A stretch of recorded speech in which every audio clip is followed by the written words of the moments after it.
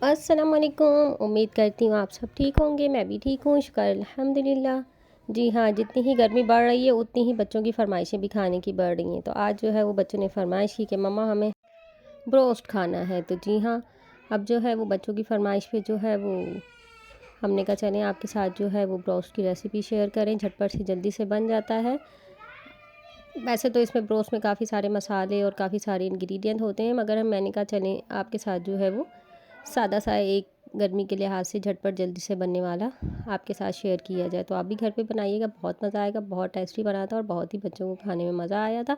ज़रूरी नहीं है कि इसके लिए आपके पास बड़े बड़े पीसीज हों और जो है हम बहुत बड़े पीस अलग से जाएं बनवाएं। बहुत ज़्यादा गर्मी है तो गर्मी के लिहाज से जो है वो आप खुद भी रिलैक्स रहें और जो सामान ला रहे हैं वो भी रिलैक्स रहें।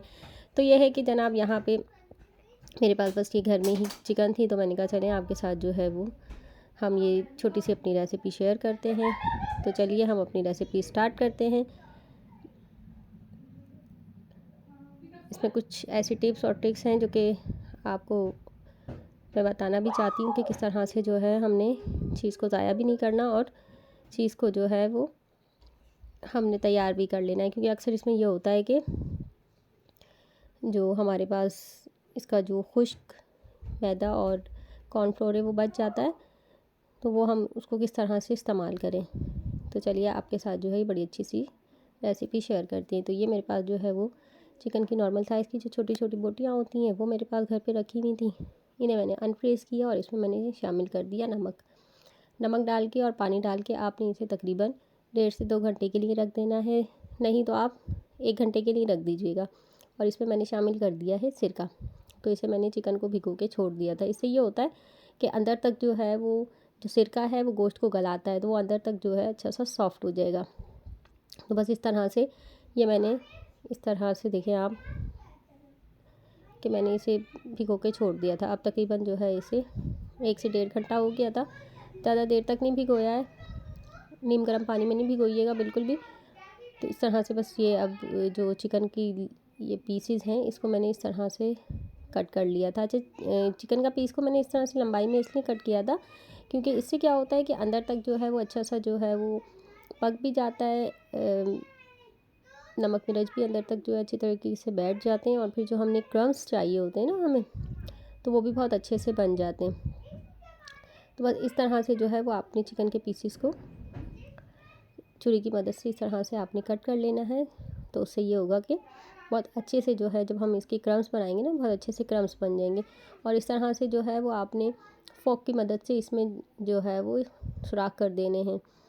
तो इस तरह से जो है आपने बहुत अच्छे से इसे पोक कर लेना है। और बच्चे जो है साथ ही थे, बच्चे बड़े एक्साइटेड होते हैं इस तरह की चीज़ें बनती हैं उनकी फरमाइश की, तो बच्चों ने तो साथ ही होना है। और बच्चियाँ जो हैं वो बेइंतहा तो मेहंदियाँ लगाती हैं।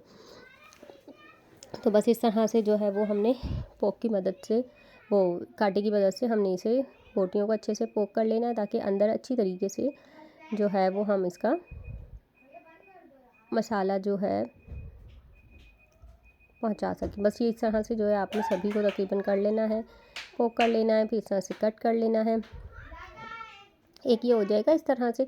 बिल्कुल पार्चों की तरह मैं इसे फ्लैट नहीं कर रही हूँ, वरना तो है इसे बिल्कुल हम पार्चों की तरह फ्लैट कर लेंगे तो और भी बहुत अच्छा मज़े का जो है वो उसका लुक आएगा।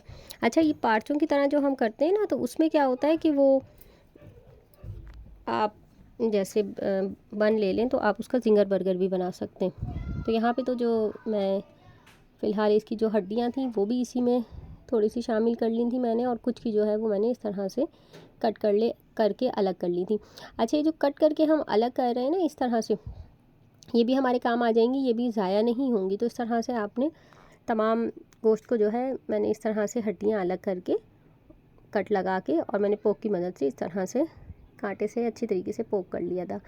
तो ये तमाम जो है वो गोश्त जो है वो अच्छी तरीके से हमने पोक कर लिया था। ये देखिए बच्चियाँ भी वही सीखती हैं, बच्चियाँ भी वही करती हैं जो हम कर रहे होते हैं।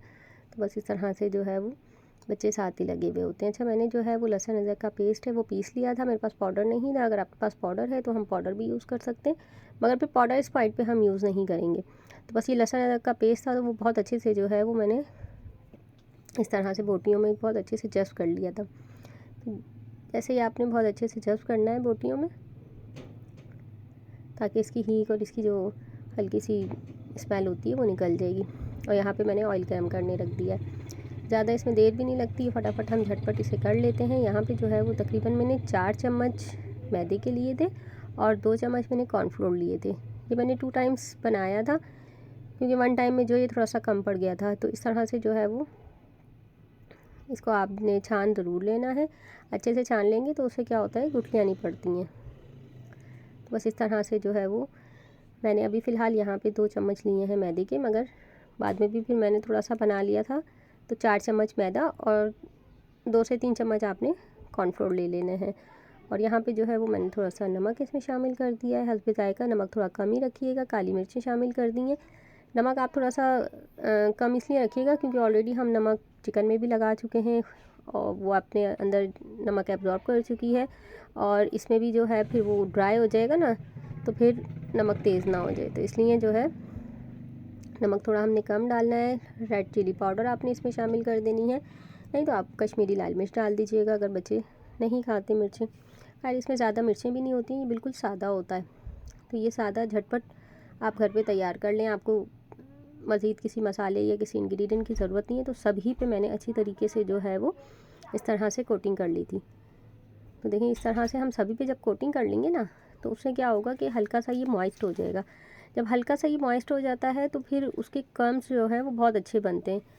तो इस तरह से जो है वो सभी को मैंने 1 बाय 1 करके और बहुत अच्छी तरीके से अंदर तक जो है वो मैंने इसको कोट कर लिया था। तो जैसे ही आपने मैदा और कॉर्नफ्लोर है इसे आपने अच्छे से कोटिंग कर लेनी है इसकी। इस तरह से लहसुन अदरक का पेस्ट है, देखें ये भी मैंने इसमें शामिल कर लिया और ये भी इसके साथ जो है वो कोटिंग कर ली है। तो इस तरह से इसकी बहुत अच्छे से हमने कोटिंग कर लेनी है। ये हो गया फ़र्स्ट टाइम इसका, ये मैंने एक दफ़ा इसकी कोटिंग कर ली थी। और सेकंड टाइम जो है, सेकंड टाइम के लिए फिर मैंने थोड़ा सा कॉर्नफ्लोर और मैदा थोड़ा सा और ले लिया था। मुझे लग रहा था कम पड़ेगा, क्योंकि ये जब बच जाता है ना तो फिर हम सोचते हैं कि हम क्या करें। तो अब यहाँ मैंने क्या किया कि यहाँ मैंने सादा पानी लिया है और उस पर जो है ये मैंने सेकंड कोटिंग इसकी करी है। अच्छा, जब मैंने ये सेकंड कोटिंग की थी ना, तो देखें इसके कितने अच्छे से कर्व्स बन गए। मगर जो है वो एक चीज़ का मसला ये था कि मुझे ये बड़ा बुरा लग रहा था और बड़ा अजीब सा कि हम जब पानी में इसे भिगो रहे हैं और फिर उसके बाद हम दोबारा से इस पर कोटिंग कर रहे हैं, तो जो पानी में हम भिगो रहे हैं ना, तो उससे क्या हो रहा है कि वो ज़ाया हो रहा है। तो हमने कोई चीज़ ज़ाया नहीं करनी यहाँ पे। तो इस तरह से देखें कितने अच्छे से इसके कर्व्स बन रहे हैं। मगर अब यहाँ आपने ये करना है कि जब मैंने ये एकदम सबको एक साथ जब मैंने कोटिंग की थी ना, तो वो हल्के से मॉइस्ट हो गए थे।